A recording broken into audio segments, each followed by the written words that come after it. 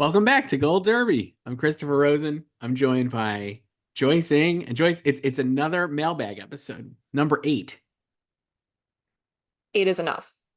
No, never. We're gonna keep doing Are you this. sure? The show goes on. Okay.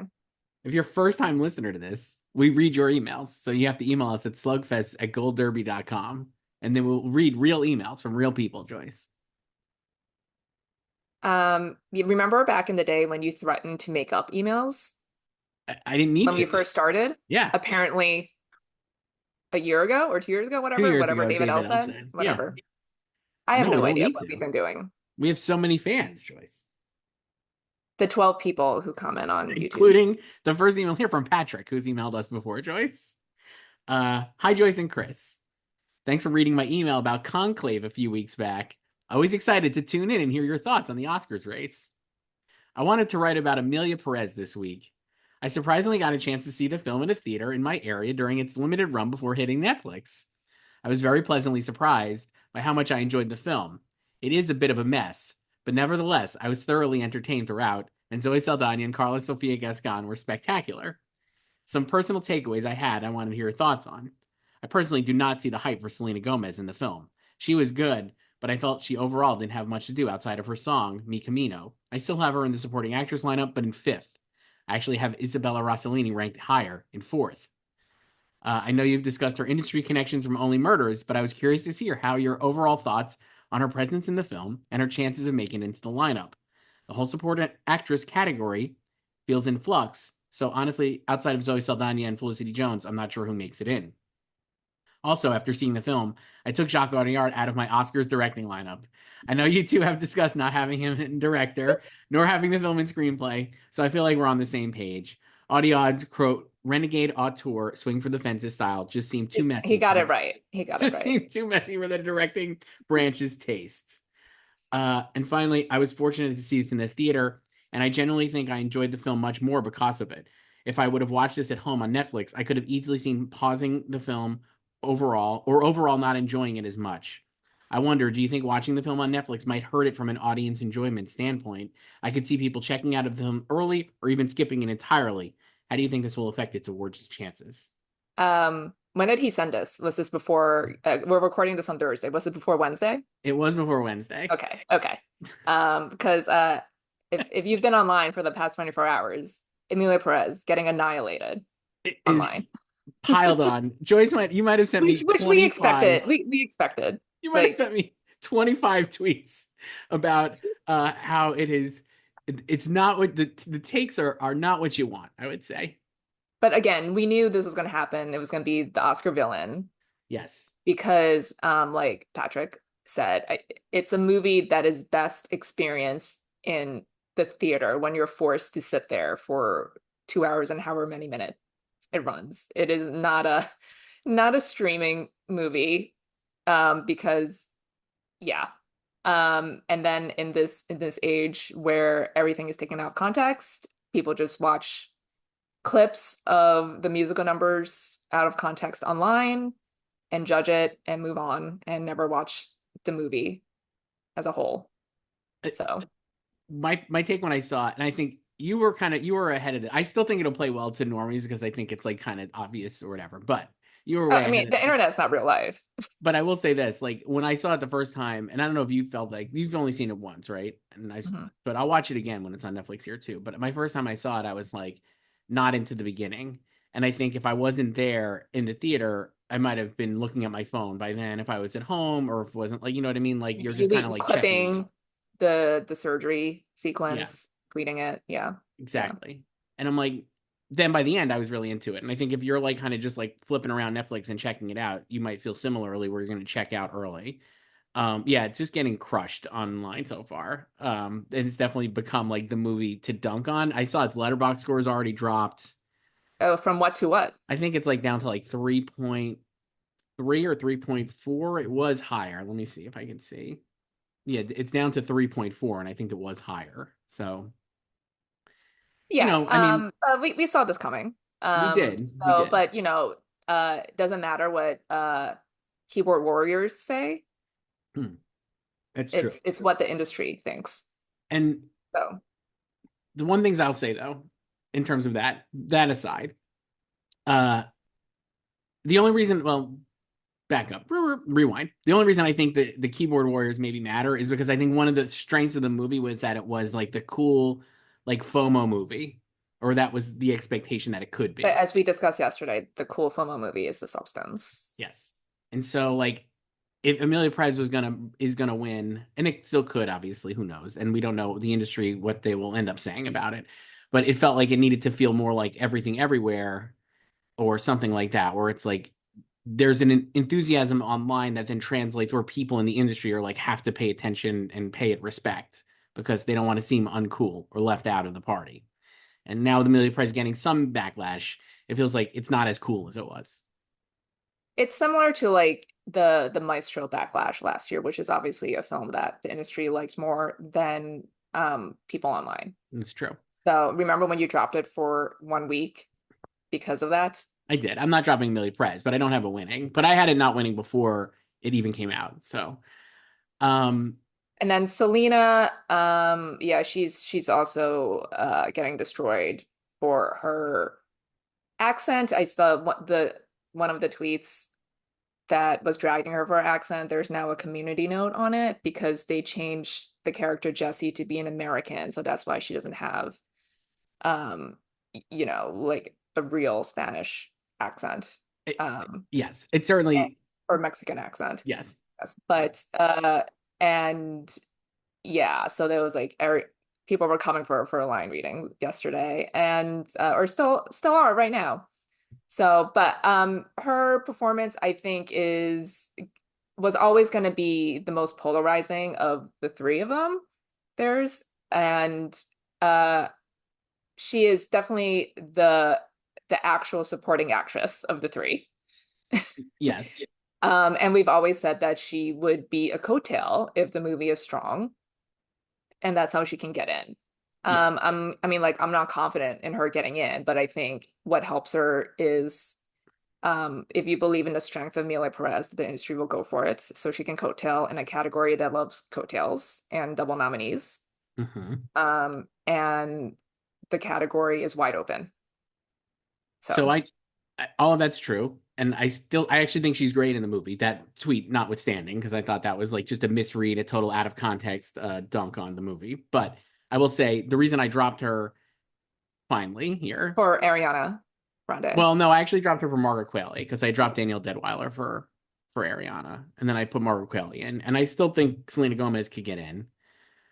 Um, I was like, I don't know if the movie's going to be as strong as I thought. I think she's really movie dependent. I think if it's like a 10, if it gets like 10 nominations and like the industry is clearly like infatuated with this movie, which is what I was expecting earlier in the year, I would have her in. Now I'm not sure if they will. And so I think she would fall off. I think she is movie dependent. Yeah, like I've always felt like she was a coattail. It's not specifically about her performance, Yeah. which your mileage may vary. Yeah. So, And Jock Audiard, yeah, I took him out. But because now you have Conclave in first. I did. Yeah.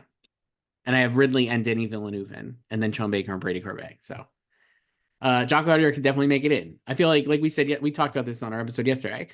I think the floor is like 5 nominations, which is what I basically have it for now, and the heights are like 10 or 11. Yeah, it could hit anywhere from each poll and in Yeah. between, and I Yeah. would not be shocked. No. So, And we'll see how it does. I'll be curious to see how popular it is on Netflix. Again, I don't think any of this matters, but I would love to know like will people well, watch I'm it? sure there's now people also hate watching it, which is Sure. not the same thing. So, Uh Next up, our old pal David L. Joyce. great. How long is it? It's not short. Hmm. Hi, Chris and Joyce. It's someone who came out of a screening underwhelmed by the direct to DVD sequel known as Gladiator 2, David L. Since there's finally started to screen the Bob Dylan movie, A Complete Unknown, do you both think many pundits like yourselves are underestimating it only because they haven't seen it yet? Have you guys gotten any invites to screenings? James Mangold is kicking off with a Q&A with the cast in LA next week, and one in New York as well. Searchlight is getting actors Monica Barbaro, Elle Fanning, and Edward Norton out there. And as my pal who I met at the Savannah Film Festival, costume designer Ariane Phillips, who is so sweet and modest. I told her I had a feeling she's going to get nominations for the movie based on her recognition for past work, and I hope my instincts aren't wrong here. I think this will be a craft-heavy film that does well above and below the line. I'm still hanging my hat on the possibility of 10 nominations for this movie. I feel like the trajectory could be similar to 1917 as a late-breaking contender filmed early in the year that screened for critics at the end of November and connected with Oscar voters, and we all know what happened there. Searchlight is clearly armed and ready to pounce with this campaign. Timothée is very passionate about the project, and he's clearly campaigning as much as he can while shooting the Josh Safdie movie. And I thought his interview with Zane Lowe on Apple Music was introspective. It definitely feels like this is a more restrained real-life portrayal and better than the terrible showy Beatty biopic performances we've seen recently. As someone who saw Maria, I don't agree with the ridiculous take that Angelina Jolie's performance is on the level of Jesse Eisenberg in The Social Network or Denzel Washington in Malcolm X. So apologies to Barry Jenkins. On the topic of Emilia Pérez, to respond to Joyce's take from a couple of weeks ago, there has been one trans critic, Juan Barquin of Little White Lies, who wrote a negative review that makes a very compelling case about why the film is problematic. My main problem with it is, why does the title character need to fake her own death and hide her identity in order to transition as a woman in society? I have heard many compare it to a Mrs. Doubtfire trope. Also, the scene with the musical number where the doctors and nurses are in charge of the gender confirmation surgery starts singing, why on earth does that scene take place in that moment when it does? I kept thinking, this is not how a trans character would tell their own story. Jacques Audiard wrote some pretty awful stuff here. I can't wait to hear Joyce's friend's dad review of this movie. Tell me your thoughts and keep up the great insights. Much love to you both. That's from David L. I have inquired if my friend's dad is going to watch, and she is not sure. Okay. Because that's not a type of film he would want to check out in the first place. She's not even sure if he even knows what it's about. Sure. But she's currently trying to convince him to see Gladiator 2. I mean, based on your dad's friend, he's going to love Gladiator 2. So, I don't know. He hasn't committed to seeing it yet. He hasn't committed to seeing it yet. Okay. So, right now, he's only seen Conclave of the contenders, which he loves. Of course. Like, loves, but like not, good acting, good writing, but you wouldn't say it's the best thing of the year. Right. A lot going on there. We discussed the trans critics yesterday in yesterday's episode. Did. And also David L again sent this, I think before yesterday, but prescient in the email, as it turns out, about the scene with the doctors. That is the one. I mean, like when I was watching that in the screening, I was like, this is not gonna play well online. No, and it hasn't. Yeah, Complete Unknown. We did get invited. We're seeing it in like 2 weeks, right? Yeah, right before Thanksgiving. They're going to show it to us. Yeah, they're rolling it out. So yeah, I mean, I don't know. I'm just ignoring it because like no one knows anything yet. Like literally no one's seen it because the LA screening is next week. They get it first. Dare I say, a complete unknown, Joyce. Yeah, so I don't think it's necessarily underestimating it. Like maybe some people are, because like maybe they find James Mangold's filmography like mid or something, so it's like this is not going to go well, and it's like they're rushing it. So, but for me personally, I'm just like, I don't know anything about it, so like all I have is Timothée.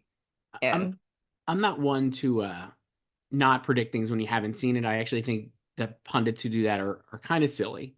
Yeah, you don't actually need to watch anything to predict. That said, with this one, it's not that I'm not predicting it. I obviously have Timothée in. I would like to put but I haven't moved it into like all these other categories just because I'm like, right now I don't know where it would fit. I do think like it could be it's a period piece like about Bob Dylan. So yes, I do think it could get like costume design and sound and maybe cinematography and maybe adapted screenplay nominations and maybe one of the actors, because that supporting actor category is Slide, and like on, and it could get up to like David L's very bullish on it with his 10 or 11 nominations. But I'm like, if it got like, if you told me that the Complete Unknown gets like 8 nominations, I wouldn't be shocked. But right now I only have it really, I think for Timothée, I might have put it in for sound, but I'm not actually sure. Because I watched that Zane Lowe interview too, and I was like, oh, this seems cool. Like, I love Timothée Chalamet, so I'm like in on the movie, but I don't know.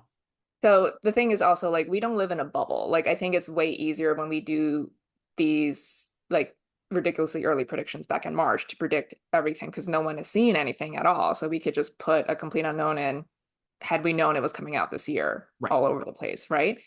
But we use the information that we have. So a bunch of movies have been seen, they've been released, and that's how we adjust our predictions. And there's Yes. no information on a complete unknown. So it just kind of falls down the Right. ladder, not intentionally, but we just don't have any information about Yeah. it. But if we lived in a vacuum and we don't know the information about all these other movies, then we probably would have it in a lot of Yeah. places, I think you so.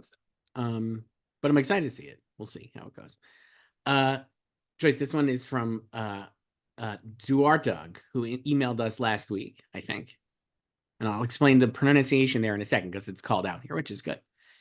Hi, Joyce and Chris.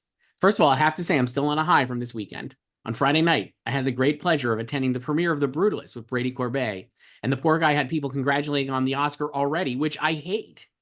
The following morning, I nearly spilled my coffee when I heard you answering my email and say my name, which you almost got right, Chris.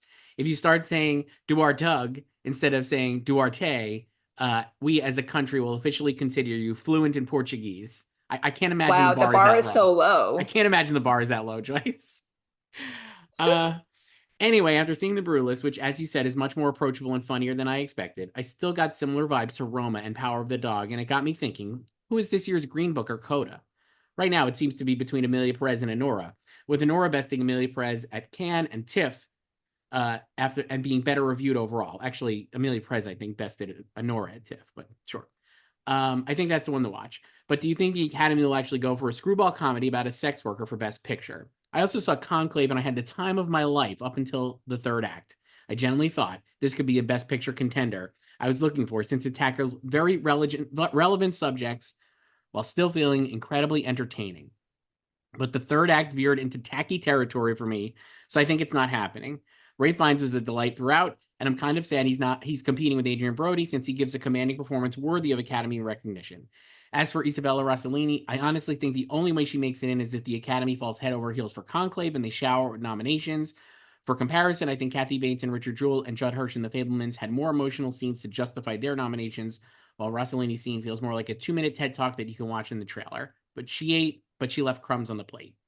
Looking forward to your thoughts. Love from Portugal. That's from Duarte Tug. Um, I hope every week you learn a new Portuguese word. Me too. Uh, I also hate when people tell people they're gonna win something. Like, don't say that. And then they believe it, and then they're sad when they don't get Yeah. nominated. Don't get their hopes up. Don't So, give me hope. yeah. Don't do that to people. Huh. Uh, I don't even know what. So he doesn't like the last act of a conclave. I mean, it was fine to me. I don't hate it. And then talking about what will win Best Picture, because like right now it seems like we have no idea, which is Which is great. fine. People, it's fine. It's more fun this way. Do we think Anora can win Best Picture? Yes, but I don't know if it will. I guess would be my takeaway. And the Coda or Green Book of like, yeah, it could be Emilia. Yeah. It feels like it is to me. Yeah. Yeah. Because it's like a simplistic reading of uh, a sociopolitical topic. Hmm. So, This one is from Alex, who has been a wicked stan since I think we did our first picks, if you remember Alex, in like yes. July. And he was mad that I dropped it, but now I'm back in. So I hope Alex is like accepting, you know, that vindication there. Anyway. Hi, Joyce and Chris. It's Alex. With this unfortunate election now behind us, how do you see the results impacting the film award season? Is the Academy going to sway more toward feel-good stories and narratives? Can we assume that The Apprentice is officially dead for any recognition? Aside from my already high expectations for Wicked, I only see this helping the film's path to the Oscars. A mega-budget visual spectacle of a musical about celebrating differences and empowering women dropping 2 weeks after the election seems to be a recipe for the narrative of the ultimate award. Chris, I see you booted Danielle Deadweiler and added Ariana Grande to your predictions. At this point, with how much early buzz her performance is getting and the traditional success of show stealing supporting actresses gunning to win the Oscar, I'm honestly starting to believe she could take it all the way. I locked her in at 100 to 1 months ago, along with John M. Chu for director and cinematography. I've currently got it picking up 11 nominations. I'll let you guess which one. Answers below. Hope you're both doing well. That's Alex. Like everything but song. Let me see. Hang on. He has it in I'll just read them off. Picture director, actress, supporting actress, adapted screenplay, cinematography, costumes, makeup, hair, production design, visual effects, and sound. Yeah, There you go. no song. No. I have it in some of these. Uh Joyce, what do you think? Can Wicked win? Yes, I would say. But what do you think? I think people are trying really hard to connect the election to the Oscar race because we believe that contributed to Moonlight's win Yes. 8 years ago. Yes. So I don't, we kind of talked about this yesterday and how like the vibes post-election this time are different from 8 years ago because back then it was more of a shock. Whereas this time, I mean, me personally, I was like, I wanted Kamala to win, but I was prepared for her to lose. Hmm. So it's like less shocking to me Hmm. this time. And I feel like other people might also feel that way. Seems like the vibe. Yeah, there was a lot more outrage last time and more like it felt more like resistance, see, Yes. you know. And now it's just kind of like how do we like move forward and rebuild, not to get like political here. But you have like Adam McKay saying like you need to abolish the Democratic Party. Right.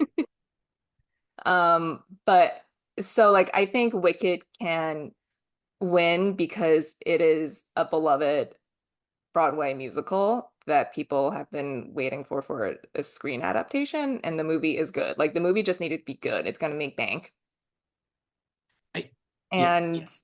And um yeah, like thematically it connects to what's happening in real life. But I don't necessarily think of it as like a protest vote. I think it's more like I love this movie, like, and that would be first than being like sticking it to Trump.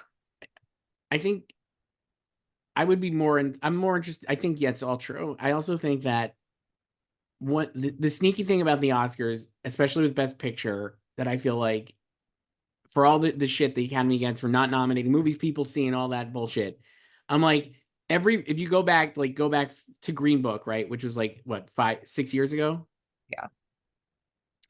I could argue every one of the movies that won was the biggest crowd pleaser, with the exception of Nomadland, which I think we could punt because it was in the middle of the pandemic.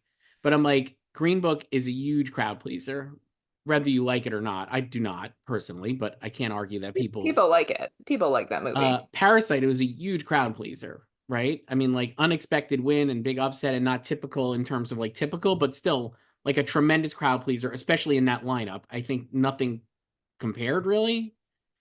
Nomadland, okay. Not a crowd pleaser, Joyce, but there were no crowds, so I think we're able to like write that one off. Coda, while it was barely in any theaters, is the definition of a crowd pleaser to me. Everything Everywhere clearly was a crowd pleaser.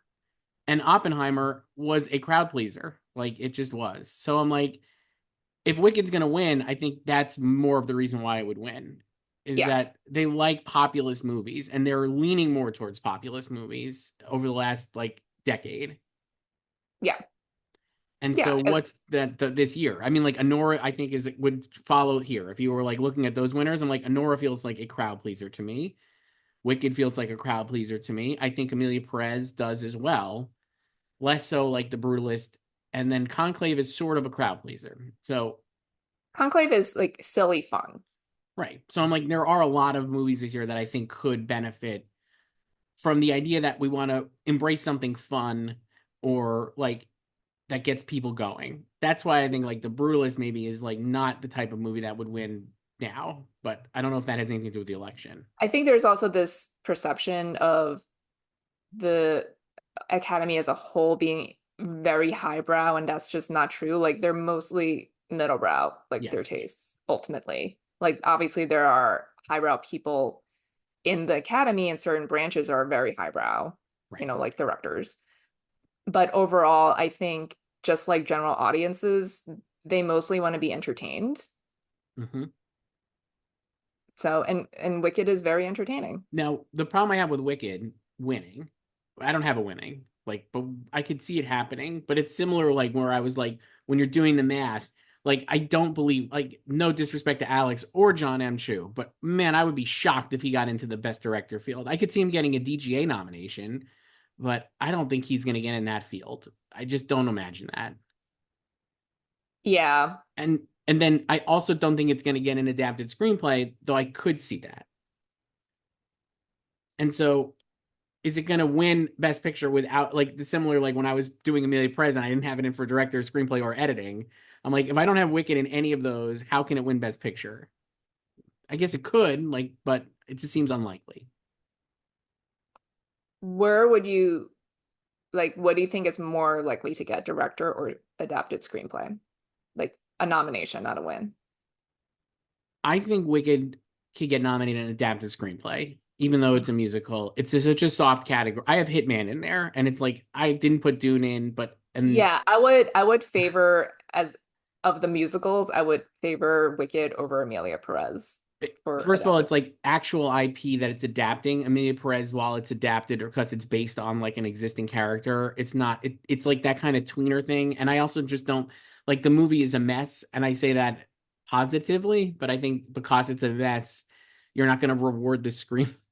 You know what I mean? Like it's like the thing that makes the movie fun to me is that it's a big swing and it's kind of a mess and it all hangs together and you're kind of impressed that it walks this tightrope. But for a lot of people, it's falling off the tightrope.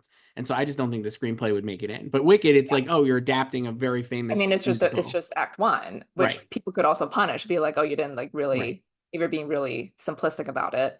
Right. And then Selena, I mean, not Selena, Ariana, um, like like we've said, like she's the best part of the movie, and she's the most crowd pleasing Yes. part of the movie. And as we talked about yesterday, if you look at musical winners in a category, it's much more like her than Zoe Saldana. Yeah, it's IP you're familiar with, and then like a signature song. Ariana DeBose, Anne Hathaway, Jennifer Hudson, Ariana Grande. All of these are in the same I mean, Catherine stadium. Zeta-Jones. All of them are in the same place. So So if she wins, I wouldn't be surprised. Another wicked one, Joyce. This is from Sarah. I have heard of people clapping at after certain songs during Wicked screenings. Did people clap during yours? I feel like it's rude and against movie theater etiquette to clap during a movie. I miss crap every time you weirdos do that. Am I just a cranky old person? That's from Sarah. no, I hate that too. Because especially if it's like not just clapping, but just like even laughter. I understand laughing, but I need you to end like really quickly because I don't want to miss the next line. This is why we need to normalize closed captioning in theaters. So then you can clap all you want and hoop and holler, but I can still read the next dialogue. Um, so so is this about Wicked? Yes. So Wicked I've seen it screenings. twice, Yeah. and so we saw it together my first time, and there was no clapping. Like people No. laughed after a Yeah. lot of Yeah. Ariana's lines, but at the screening I went to this week, which was SAG Nomcom, packed, a lot of clapping after almost every song. Crazy. So someone tried to start applause after No One Mourns the Wicked, and no one was on board, so that died. One But clap. yeah, it was just that person clapping, and then it was like no one else was doing it, so then it was like awkward. Um, but then yeah, for most of the remaining songs, especially the fun songs, definite clapping after that. Not really for the ballads like I'm Not That Girl. And then obviously after Defying Gravity, which is also when the movie ends. I- So I'm seeing it again Sunday. It's like all media, and I'll be curious to see what it's going to be. I think a lot of I clapping. expect clapping I expect for clapping that too. one. Yeah. Um, But I think that's gonna I was it like IndieWire, right? That reported that like 900 people showed up to the Academy screening last weekend for it. So I presume that there was a lot of clapping in that one too. Maybe I'll put it in for adapted screenplay. I don't want to take out Hitman because I have it 120. I really think he can get in, but I'll take a look. Maybe I'll see. Um, this one is from Jason. Hi, dear Joyce and Chris. I haven't emailed in a long time, but I do listen every week, and y'all make me crack up. I feel like I should insult Chris to get in the segment automatically, but I won't. I just have two questions, one about the Oscars and one about the Emmys. Considering Timothée Chalamet has only gotten in the Oscars once for Call Me by Your Name and was snubbed for A Beautiful Boy in a year when he got all the precursors, why is it such a sure thing that people think he can get in for A Complete Unknown? I'm a huge Timmy stan, but I'm not sure if he can actually make it in. And secondly, with Kamala Harris losing the election, will Maya Rudolph reach the 50% threshold needed for someone to be submitted as a supporting actress in a comedy series at the Emmys? As much as I love Maya, I'm just predicting that she will get snubbed and Hannah Einbinder gets another shot at winning the award. Thanks for all the work you do. That's from Jason. I like the way you think, Jason. I mean, like no offense to Maya, but she has enough Emmys. I don't think she's going to make it in. I feel like it's already done now. That's it. So she wasn't, I mean, I don't watch SNL, but she wasn't in this past No. weekend's episode, So post-election. there's really no reason for her to be in another episode. No, I mean, like maybe they might do something like after the inauguration, you know? So But I don't know how many episodes because what episode was this one? Was it like six or seven? I don't no, know. only like 5 or 6, I think. She's Really? only I been in, think I it's think, probably like five. No, I so think that, she's been in five of like whatever they've aired. let me see. Hang on. Um, so Yeah, that was the 6th episode last week. So she was in 5 of the 6. okay. Yeah, so yeah, I don't expect her to come back. Especially, I mean, she probably will come back, but probably not enough to meet the 50%. Same thing with like Dana Carvey. Mm-hmm. Dana, they You could know? actually, Dana's been hanging around. He was like Elon Musk, I saw this week. So I'm like, they could make Yeah, him but I feel like he's not gonna, get to 10 or 11. I mean, that's what it's got yeah, to be, right? but because it's like it's more work for him, Yeah. or maybe like he was like already in town and they're Hmm. like expecting to play Joe, and then they wrote Yeah, Elon for maybe. him. Uh, So but yeah, I think a guest comedy actress winner, Maya Rudolph, seems right. Maybe, who knows? I mean, she'll definitely get nominated there, even if she's not a yeah, supporting actress. And Timothy for Oscars, I don't disagree, but like, there's nobody left. yeah, we've talked about this. So, That category very difficult to fill out five.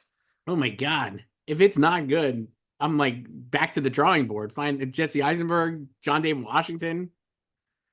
Which would actually honestly be more fun, like no shade to Timmy, but like everyone has had him penciled in Hmm. since the movie was dated for this year. And it's like, what if he doesn't get in? Then we have Hmm. two more. That's like so much more fun It is. to predict before January 17th.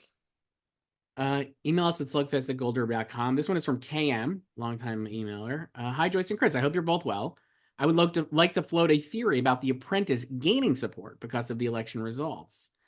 Let's assume that in 2017, an anti-Trump sentiment helped moonlight Edge at La La Land, which is the best film of the 2010s, in a close race for Best Picture. Speaking more broadly about how Hollywood responded to Trump being in office last time around, do you think people would want to be more explicit by supporting a film that paints him with rather unflattering brush, but also asks the audience to confront potential complicity? Ali Abbasi has spoken about how this film is holding a mirror up to society and asking us to consider our contribution to the creation of such a monster.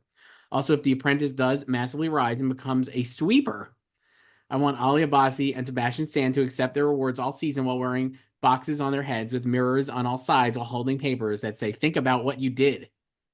Thanks for reading. Have a good one. That's from KM. I think that's a very charitable reading of how voters would interpret the movie. Yeah, Like I would like them to react that way, but I feel like most of them won't. yeah, I agree. I don't think people want to think about the movie that way or want to accept that that's what the movie's about. So I think it will be sadly memory hold and excavated in like 10 years. It And deserves better. people will be like, well, that was a great movie. I think it's going to age very well. I think it's like really a strong movie. And it's only gotten stronger in my mind since I've seen it the 2 times. So, Yeah. but I don't think it's going anywhere. I think Trump winning was like the DOA sign or like the flat lines. That's it. They haven't like done like that team hasn't done anything since last No, Tuesday. Have no. they? Yeah. Uh, this one is from Pitor, from Poland, Joyce, or international. This is the first email from Poland, though, I gotta say. I love Poland. I hope this email finds you well. My name is Pitor, from Poland, and my partner Aga and I greatly appreciate your insightful comments on film discussions. We are big fans of The Substance and are hopeful it will receive the love and recognition it deserves this award season. However, we've noticed that both of you seem to dismiss its chances due to its horror genre. It almost seems as if you suggest the Academy might be unlikely to vote for it. While we understand the genre bias, we were surprised that, despite your mention of Emilia Perez's European Film Awards nominations, you didn't highlight that Substance also received 2 nominations, including Best Film and Best Screenplay. Of course, we understand Demi Moore's lack of a nomination, since she's not European. Last week, Joyce, you mentioned that Demi Moore's character was not deep enough. I would like to mention that I recently watched Hard Truths at the London Film Festival, where Marianne Jean Baptiste's character, Pansy, seemed quite underwritten for what was supposed to be a character-driven drama. In fact, some Letterboxd reviews note that Jean Baptiste's performance mainly involves yelling for much of the 90-minute runtime. Given this, I would love to hear your thoughts. If The Substance gains more momentum and nominations as the award season progresses, would you predict it as a contender? Thanks for your time and consideration. That's from Piotr and Aga. Um, I don't feel like we've dismissed it because it's horror. I think we've been very open that it could get in. I so I have it in now multiple places. We got dinged last week. I told you this yesterday on YouTube by like a Substance Hive or bot army that was like, and I'm like, everything we said about the movie, I think is fair. Like it's a solid movie. I actually Yeah. really like it. I think it could do really well. And the reason I put it in here in November, all over the place, including picture, actress, and supporting actress, uh, is because I just think you said, like we said, it has become the cool movie. It's got a huge amount of momentum and it's clearly hit. It's made like $50 million Yeah. worldwide. Like people are talking about it. And it's a sticky movie. And in a year without really a lot of front runners, in a year where it's hard to fill out 10 slots, I think it's possible it could get in. I really do. But I don't think it's like good. If it doesn't get in, I wouldn't be surprised either. I do think the horror bias is real, and we've seen that over and over again. I think the movie kind of can be positioned as a comedy satire, and because of that, you're not taking a lot of the gore as seriously as you would if it was like an Eli Roth movie or something. So I think that actually makes it more palatable to people who would be normally turned off by such a movie. And I think that's another thing that helps it. I mean, I've mentioned multiple times now that when I talked to a voter the second time I saw the movie, who was older and knew nothing about it, and liked it, right? And I literally said, like, I think like it will play not just because of this one person, but just because of everything that's been happening with the film. Like, I think the movie, uh, like the horror bias won't deter it as much as we might think, but like it's still there. But I think because, like you said, like the movie is not like real horror, like it's like silly horror, and it's not really that gory until the end, which is just kind of like I don't find like pools of blood scary. That's just me. But anyway, Yeah. Mm-hmm. yeah, but like I also feel like this happens in general when people like start standing something like a movie or a person or whatever, and they get really offended if no one else loves that thing the same way and amount that they do. Like, we don't hate the substance. We've never said we hated it. We're I being like it. realistic about its chances. Yeah, I like the movie. I may not love it as much as you do, but we don't need to love the same things. Dare I say, Why do you try to bully people to like the same things as you do? I dare know I you want say, that confirmation bias because you want to predict something, but not we don't need to like the same things. not to give us too much credit, but I'm like, I feel like we were some of the earliest people to even take it seriously as a contender. Like, I'm not kidding. Like, I don't think people were really taking it seriously at all. I'm And like, we've never like brushed it off. no. So But yeah, I think like we said yesterday too, I have it in like I moved in for picture, actress, and supporting actress. And of those three, I feel actually pretty confident about the three of them. But if I was gonna knock one off, I guess Margaret Qualley could go. We'll see. I just think the Nepo baby status plus that she's like a co-lead helps. Though I will say I've noticed last time around with Till with Danielle Deadweiler, not really around. I think she was in production, small movie, and didn't do a lot of campaigning, it felt like. That was at least my impression. And this year, I cannot, everywhere I turn, she's on another magazine cover. She was on Elle Women issue this week, I saw as well. Vanity Fair Hollywood issue.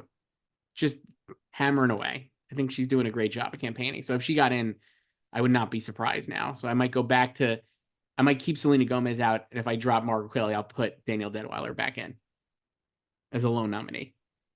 Um, and then about like Marianne versus Demi and their characters, like I just think like the substance conceptually is more about the substance, and it's more about the themes than the actual like character. You know what I mean? Yeah, And I you haven't seen agree. Hard Truths yet. No, but I already could agree with that because I think that's what the substance is about. I Yeah. also think people get very pressed when you point out accurately that there is very minimal difference in screen time between Margaret Qualley and Demi Moore. I think it's like just over 90 seconds of difference in the Yeah. movie. So that's a real thing. There, you could say Demi's the lead. I would say they're co-leads, frankly. And like, or like if Demi was supporting, I could see that too, I mean, but whatever. I Yeah. still have And her in like because and I like think she's screen really good. time is not like the end all be all, but I do think when you spend more time with the person, even if things are not explicit, because as a screenplay, you shouldn't be hand-holding your Mm-hmm. viewers anyway. But I think when you spend more time with the character on screen, you formulate like more of an understanding of them and their intentions, whether like there's no right or wrong because that's your interpretation. But I think because they share so much screen time, respect the balance. Mm-hmm. Like that like hurts Demi in a way a little. Like I think she's good. Like I had this conversation the other day with someone about the substance, and we were both saying like we think they're both good, but we're not blown away by their performances like so many of the stands are. Yeah. Uh, Email us at slugfest@goldover.com. This one's from Nick. Hi, Joyce and Chris. Big fan of the show. I used to watch it on YouTube, but the Spotify version is golden. I pop you guys on the subway or when I'm going to sleep. We put people to sleep. Great. Last week, Joyce brought up who could be this year's Paul Giamatti, Cillian Murphy, and I'll put my own one in the mix, the Glenn Close of the season. Bear with me here. The Giamatti would have to be Ray Fiennes. Not his career best performance per se, but the strength of his film and the goodwill for his career could carry him to pull off a couple of shock wins. Does he win though? Tough to say. An actress, I feel like there is a potential Glenn Close of this year in the form of Saoirse Ronan in The Outrun. I feel like everyone is currently sleeping on her, but the drama category at the Globes is wide open, and I feel Angelina Jolie is vulnerable. If she upsets there and gives a great speech like Glenn Close did, the career narrative could finally develop, and she could gain momentum and become one of the frontrunners heading into Oscar night. This is despite being a lone nominee for the film, much like Close was. We know Critics' Choice Awards like to copy the Globes, and BAFTA is kind to the Brits. I also think Felicity Jones is the Cillian Murphy of this year. She comes into that second half of The Brutalist and is an absolute force. She's doing an accent. She's in a wheelchair. She has that scene with Adrian Brody where talk about being so back. That's cinema, baby. And then obviously the ending scene where she drops a cannonball on us all. She's a previous nominee too, and her film is a juggernaut. And at the very least, she will win BAFTA and then maybe the Oscar. Sorry for the 3-paragraph thesis, sending love. That's from Nick. I just want to say Saoirse is Irish, so she could get into BAFTA, but she's not British. Mm-hmm. So I just read the emails. I know, but I just want to Okay. say famously Irish. So Okay. Saoirse as Glenn? I don't believe that just because I think she's too young. Yes. Like she Um, has a lot of nominations for being so young. Ray for Paul is perfect to me. That feels Yeah, exactly that right. that makes sense. Yeah. And I could see a world where the same type of pundits who were like rah-rahing Paul Yes. start rah-rahing Rafe and being mad that Adrian Brody is like winning everything. Yes. And Adrian Brody's performance and is similar to Oppenheimer and Cillian Murphy, I would say. Yeah, the only difference is that Adrian and Rafe are in the same Globes category Yeah. because Killian and Paul were able to each win Globes Yes. and it gave Critics' Choice room to give their award to Paul. Yes. So And Felicity Jones for Cillian Murphy, I don't disagree with that either. And it's funny. I mean, like we talked about supporting actress. Like I could see a world where she wins, especially if Emilia Pérez is soft or not as strong as we think. Then like and Wicked is in the end is an Oscar voter going to be like, yeah, Ariana Grande. I mean, they could, like we said, like there's so many. The history of these kind of musical performances winning in this category is like vast. So they could just do that. But I'm like, she could easily win with Felicity Jones, and I could see her winning BAFTA too. I think that makes a lot of sense. So uh Yeah, I think that's probably the weakest of the comps there. But yeah, I think most people right now who've seen The Brutalist would say like the win competitive acting categories are actor and supporting actor. I think Guy Pearce is another person who could be like a Paul, but without previous nominations. Hmm. But people just want to see him And awarded, recognized. if the Brewers is a juggernaut, they could both win. I mean, Guy could win. Just like Oppenheimer, back to back, Maybe. actor and supporting actor. Maybe. This one's from Jack Joyce. Hi, Joyce and Chris. I love the show. I've reintroduced great gowns, beautiful gowns into my vocabulary because of you guys. My great gowns, beautiful gowns movie of the year so far is Maria, which I didn't connect with despite liking Jackie and loving Spencer. Anyway, to the point of my email, I saw Anora last week, and despite being a little underwhelmed, one thing that stuck out to me was how great the casting was. Every role, all the way down to people with a handful of lines or less, was played perfectly. Shout out to the gas station cashier who was serving face in the background of his one scene. With that in mind, it got me wondering about the SAG ensemble and how the weird rules lead to some disappointing snubs. All the supporting cast for Last of Us, many of the best performances in Oppenheimer. I hope Anora gets nominated. The list of included actors is long, although I've accepted my gas station king will not make the cut. This year, are there any actors in small roles in SAG ensemble contenders who you would be sad to see snubbed if their film was nominated? And more broadly, do you have any favorite small roles, cameos, background characters from this year's films? Thanks for reading and look forward to hearing your thoughts. That's from Jack. Hmm. I don't know, like who I'm trying to remember like who had title cards of It's all these tough. movies. That is hard. It's tough.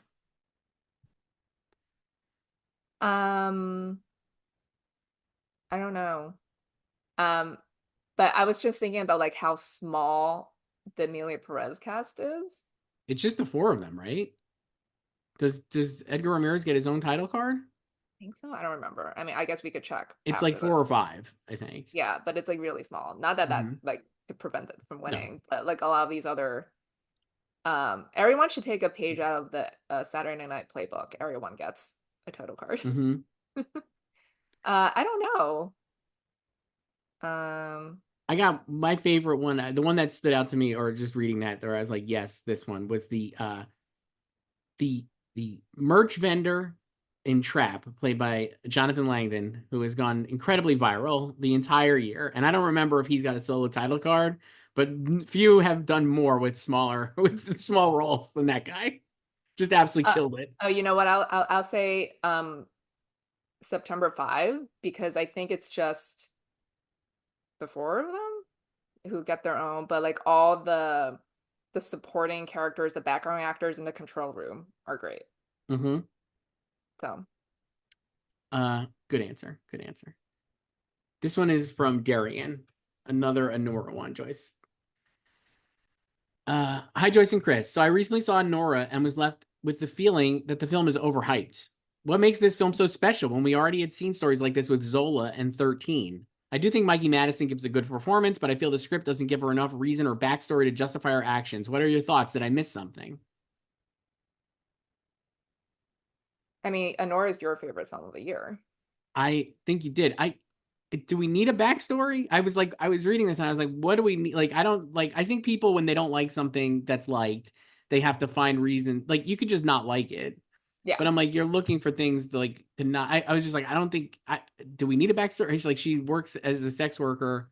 She's clearly like, not wealth, not of means and is swept away by this rich Russian oligarch. Like, her motivations are to get out of her social standing and then also kind of sadly believing the lie of like a fairy tale romance.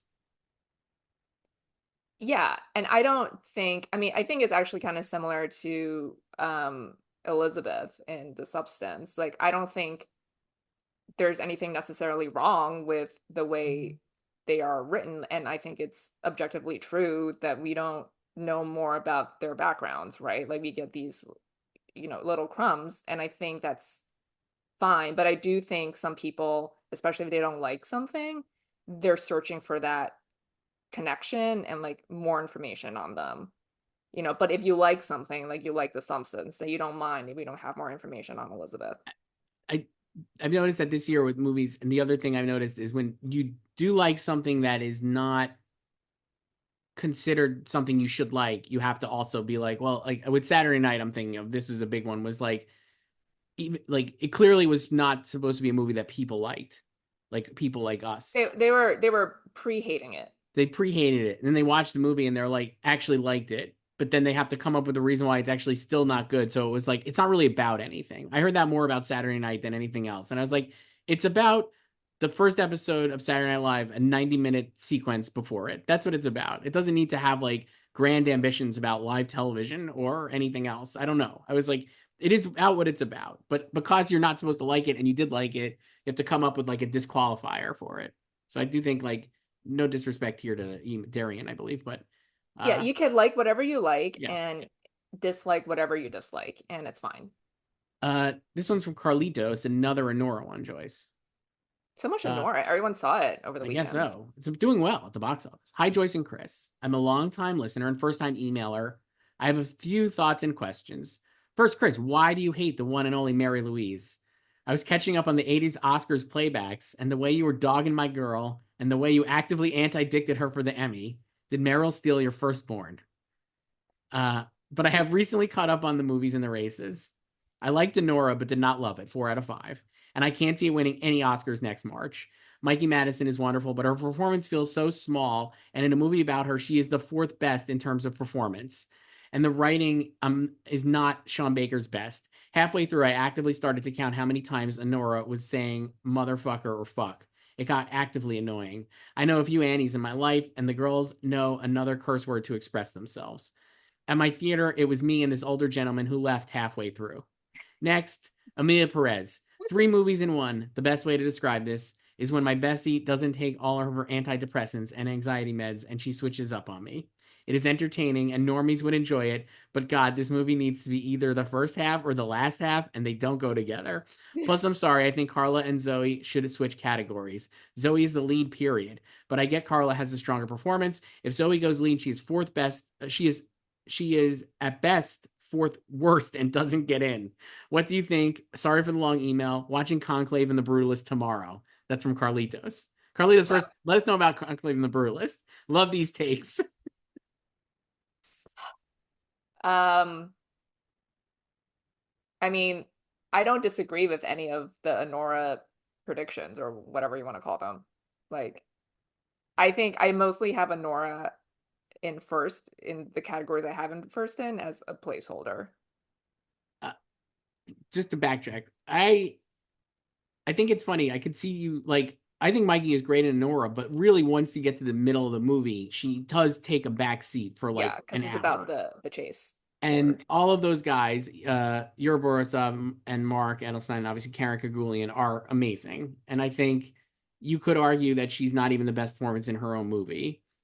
But I also think she maybe is still the best actress performance of the year. And I was like more bullish on her winning now after the Emilia Perez release than I was previously. Because I'm like, I don't know who's going to win there, but I feel like Carla seemed like she could. But now maybe do does like Carla lose momentum or whatever? I don't know. So I think she could. I think Anora and Mikey could win there, but I still don't. I don't believe it is a Best Picture winner. I just don't.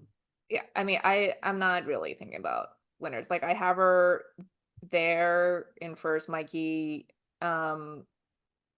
and like I think it helps that she is like the sole lead of her film, and you do like even though like she takes a back seat in the second half, like it is her story and her journey, and it and like it's a great ending for her too. Like Mm-hmm. that's the most emotional moment of the movie. And um yeah, like I just don't feel like we need to declare a winner right now. So I've like I don't like I think it's fine to have these things in first and not really be confident in it. So And and just briefly, I like Meryl Streep. I just didn't think she would get in for Only Murders. And I guess we're talking about the '80s Oscars. I'm like, some of those movies are mid, not great, but she's always good. yeah. Um, This one's from our old friend Nancy Joyce. Emailed us at slugfest@goldderby.com. Hi, Joyce and Chris. I'm curious what your thoughts are on the Grammy nominations. For the most part, it wasn't surprising that the expected noms for artists like Beyonce, Sabrina Carpenter, and Chappell Roan, but it was nice to see Andre 3000's Flute album get nominated for Best Album. Most importantly, the Grammy nominations for score, soundtrack, album, and song written for visual media are not quite helpful when it comes to predicting the original score and song categories at the Oscars, because most of them are either from TV or qualified for the previous award season.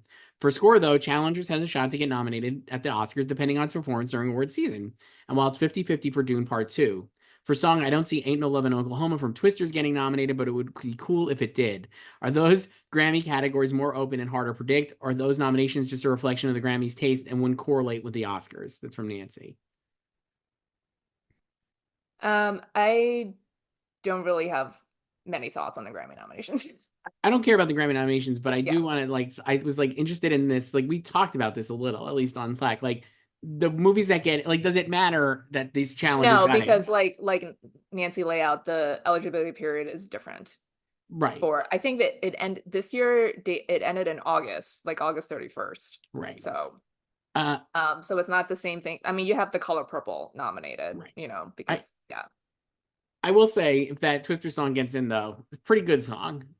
I mean, I'm thinking about it because it's actually a song that real people listen to, you know? Mm-hmm. I was looking at my Twisters. I was thinking of Twisters the other day because I was trying to.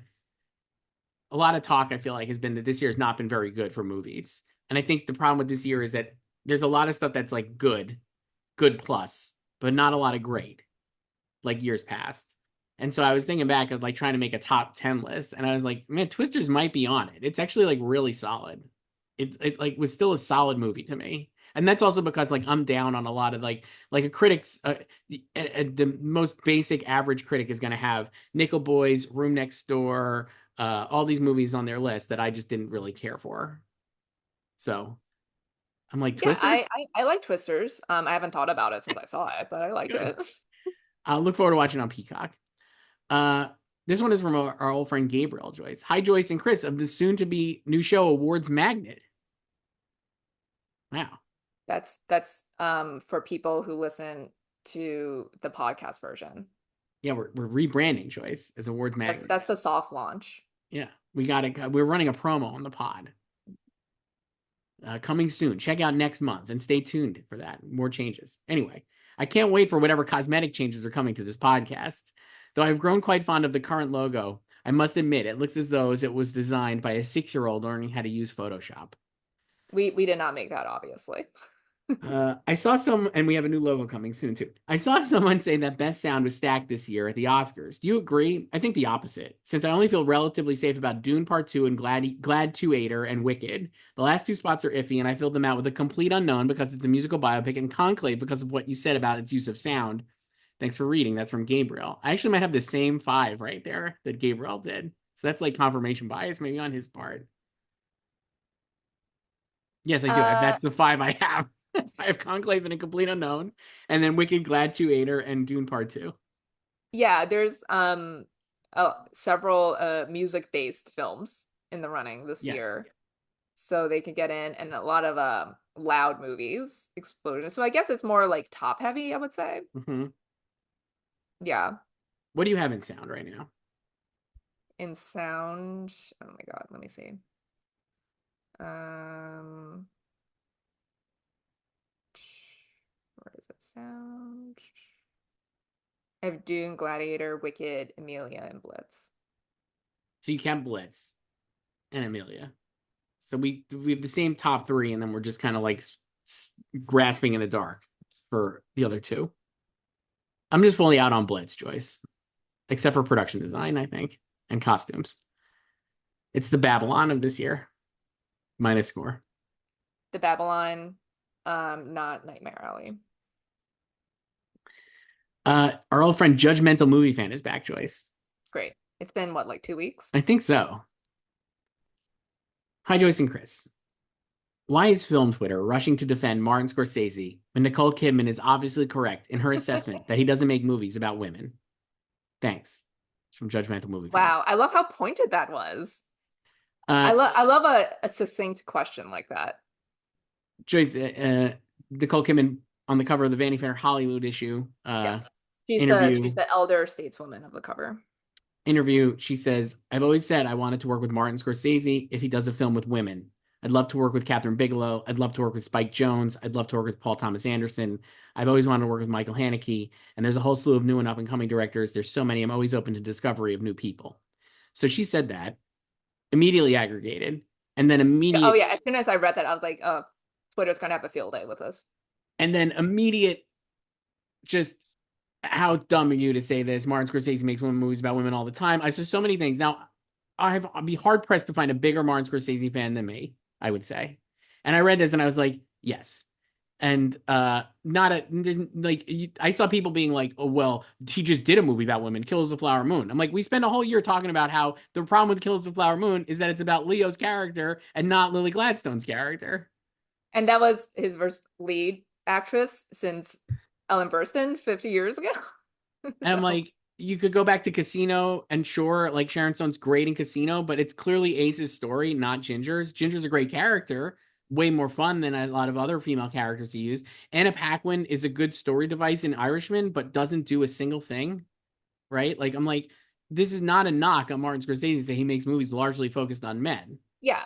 And she's also not judging him for it. Like it's not a value judgment or an indictment on his films or the female characters in his films, because a lot of them are good. Yes. But they're not the focus of his films. Those are not the types of movies he makes. His films are mostly focused on men, which is fine. He can make whatever movie he wants.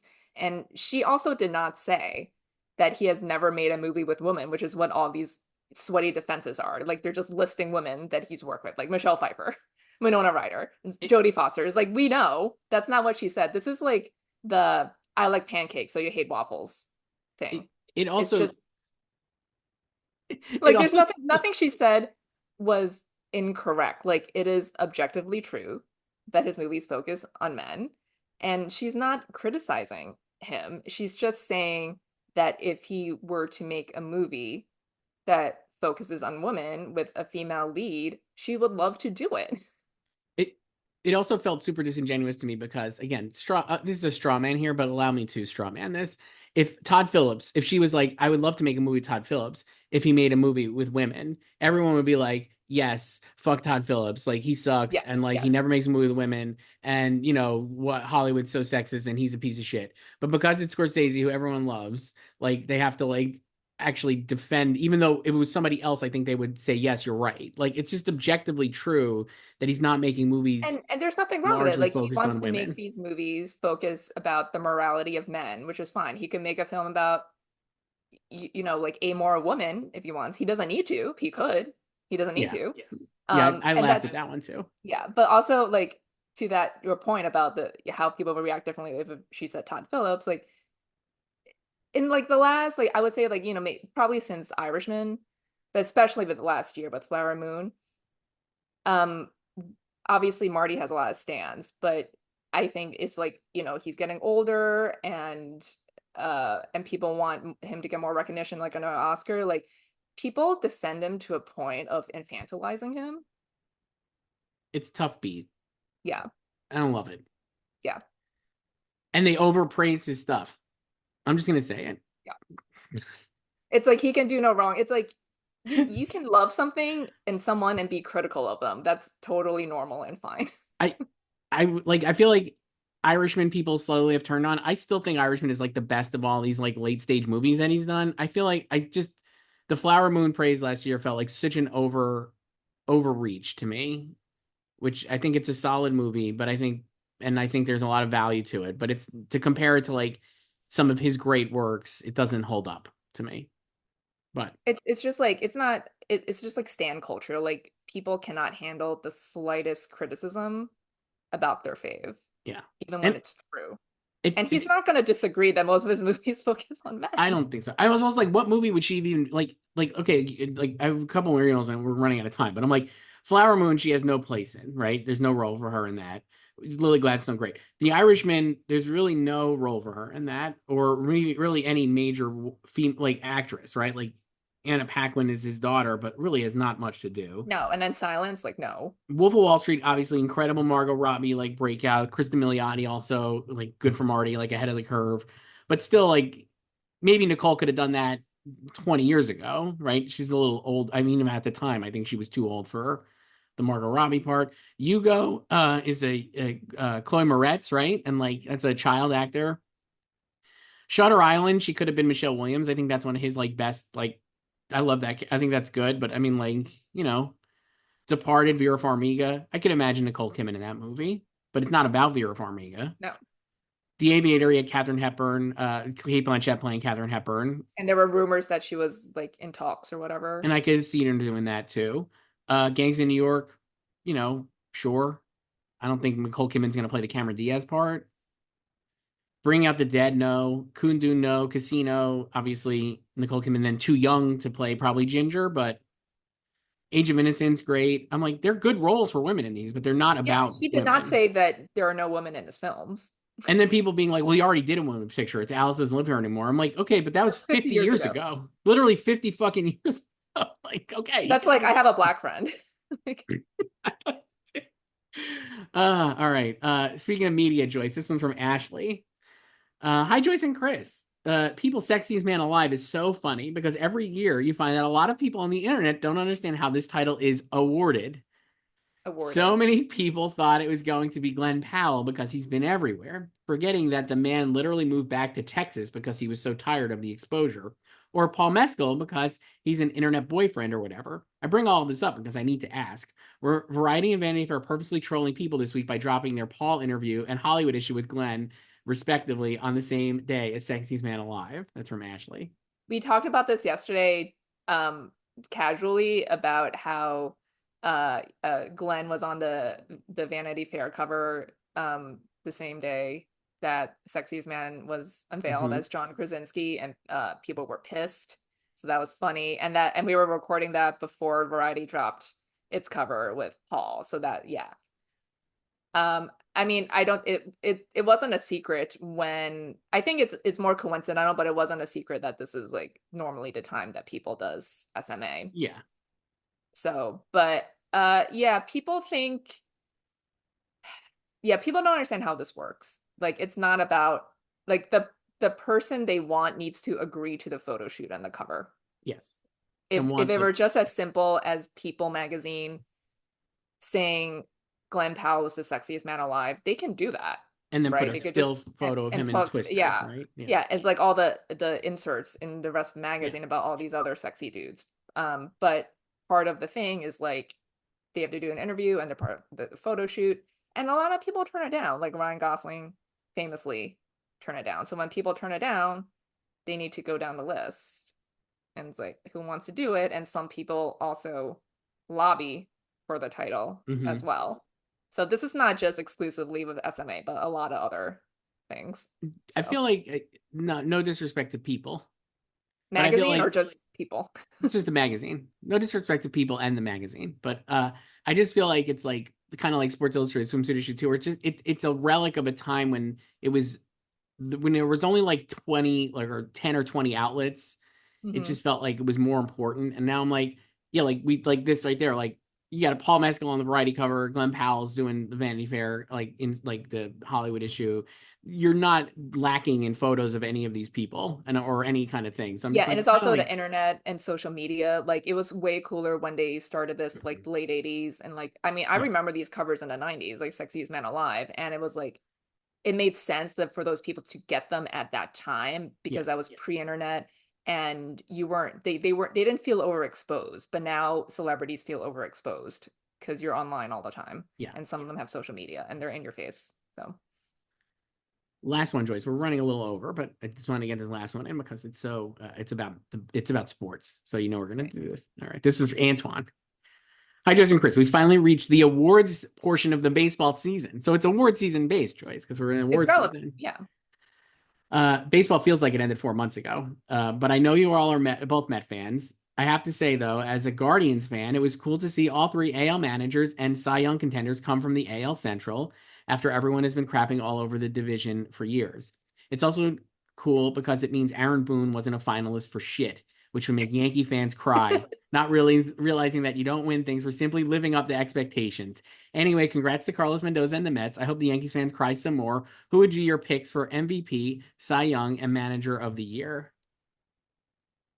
I mean, like Mets down the ballot, basically. But yeah, a lot of Yankees fanboys were crying over Aaron's snub, which is just LOL. Because it's like, yeah, like it's true. Like you don't get awards for just living up to expectations. It's like the Yankees and the Dodgers.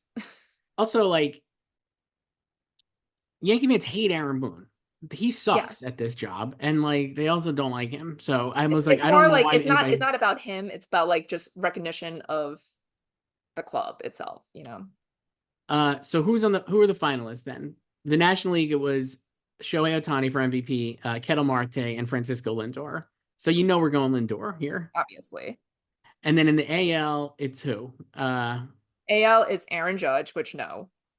Soto, which I'm okay with, and Bobby Witt Jr. So Aaron Judge is gonna win though, Joyce. I I would know, pick but like Soto like no, personally. no for me. I would pick Soto because like Yeah. clearly the Yankees were only where they were because of Soto. And I think Mhm. that was set from the first week of the season. And You're Aaron did nothing in the World well, Series. they vote for this before the World Series, right? Like in the I know, playoffs. but it's still like it's the perception because also like Here's what I'll say. The Yankees last year with Judge didn't do it, didn't even make the playoffs. This year with Soto, they almost won the World Series. And while the World Series, the playoffs don't count. Soto, like in that first week of the season, I remember, didn't Soto throw out, they were in Houston in the first series, and it was like the ninth inning, Clay Holmes already folding up like a cheap tent.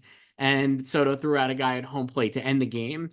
And I was like, man, that's like already, I was like, oh shit, he's like actually going to make a huge difference on them. So I would pick Soto over Judge, but I think mhm. Judge will win. And then Cy Young, uh, Cy Young for NL Chris Sale, Chris Paul Sale, yeah, Skeens, and and Zach Zach Wheeler. Wheeler. I mean, I would I go don't Paul Skeens. Skeens? How do you uh say his name? I've never actually said it out loud. yeah, I get yeah. I mean, I don't really care. I mean, Chris Sale will probably win, but I know, because they but I'm usually go with wins. anti-Braves. And then what about the AL? Corbin, hold on. Clase, Lugo, and Skubal. Oh, Skubal will win. Yeah, Class A should be disqualified because he also just shit the bed in the playoffs. Historically bad as the postseason. they tried in spite of him. Uh, Closers don't usually win Cy Young. Like Eric Gagne maybe is the last one to do it, I think. I don't even know. All right. Email us at slugfest@golder.com. About the Manager of the Year awards. Yes.